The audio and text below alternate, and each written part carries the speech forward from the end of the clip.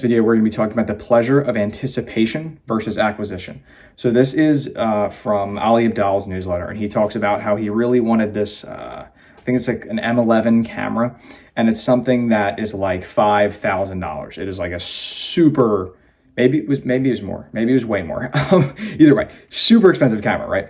And he really enjoyed fantasizing about it. Like, he'd watch videos, he'd read articles, he'd look at reviews, and he just thought he wanted it so bad because if you know Ali Abdaal, he's a huge YouTuber, and he was like, oh, I can make much better videos with this. If it's an investment in my videos, it's an investment here. And he tried to like have all these reasons to like justify why he was going to buy this extremely expensive camera. Again, it might have been worth $5K. But he was trying to justify it. And then when the time came, he actually was in, I think it was New York, when he went to the store, and he stopped in the store and had it in his hands. And he said he walked out and he actually chose not to buy it. And he was really proud of himself because he knew it would have been this impulse buy. Like, he knew he just wanted to like once he had it in his hands, it wasn't quite the same as the whole like fantasizing and everything. And I think this kind of can relate to a lot of our lives, right? Where like, at least from a spending perspective, it's never quite what we think it is.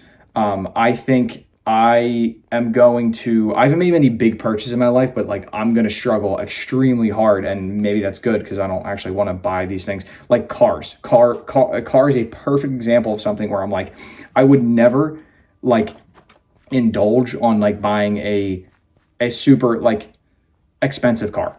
Or even a semi-expensive. Like, I don't have any, like, I just need to get from point A to point B. Like, I don't need to be flashy.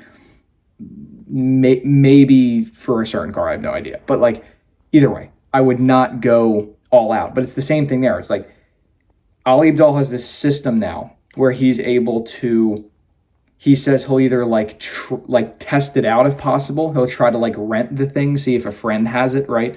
To then see if it sparks some joy, and if it does, like how long would that take to fade?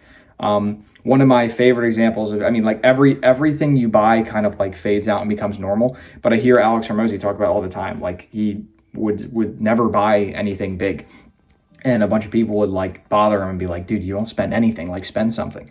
And he was like, all right, I'll buy a supercar. And he did. And he said he hated it. He used it for 1 week. He said it wasn't practical. He said he liked his previous car, which was way shittier. Like, it's just, it's usually not worth it, right?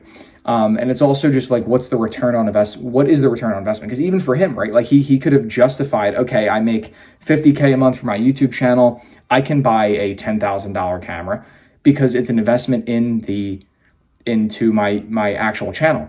But it's like, was it really needed? Like, did he need this vintage, like whatever it was? Like, he has a good camera, and it's still expensive. It's probably like $500,000, right?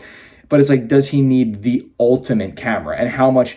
Again, you kind of hit that 80-20 where it's like, is it really increase? Like, you have one of the best cameras, you're looking for the best in the entire world. It's like, is that really what was missing on your channel? That you didn't have the best camera in the world? Like, that was your bottleneck. That's why you weren't growing? Not really.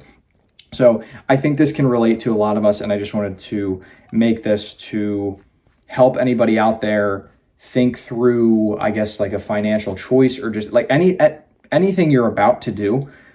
Just think of, will this fade? Because it's very easy in the fantasizing phase, as Ali Abdaal like kind of refers to it as, right? It's very easy to get excited about these things.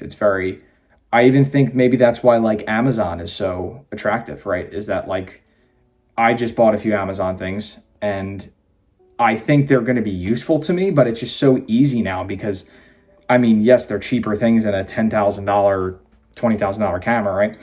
But like, again, I'm just naming prices because I forget the price range here on the camera, but it was a lot of money. But like, it's just so easy. It's like, you want something, you search it, it's there tomorrow, and then even if by the time it ships, like, it's there like next day. So even if the urge faded, it's already there. I mean, you could return it, right? But it's so fast, it's so on demand that yeah, that's just an interesting thought I had. But yeah, before you're about to go into something, just think that through, because it's so easy to get caught in this fantasizing of, I of just feeling how good it would feel. And it's not saying that it wouldn't feel good, but think about like Ali Abdaal. Like, this is someone who really wanted to like help his craft and get this good camera. He is saying that he wanted this thing so bad until he actually had it in his hands.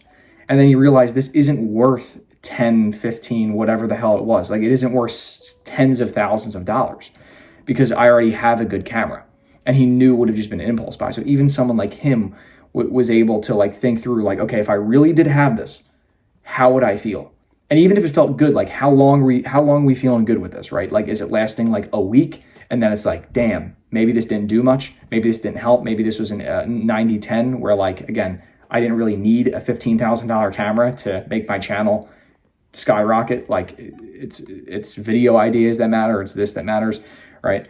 So yeah, just something to think through. Hope you found some value out of this. If you did, we have this summary of the pleasure of anticipation versus acquisition by Ali Abdaal, and a shit ton of other entrepreneurial summaries in link in bio. It is newseum.io.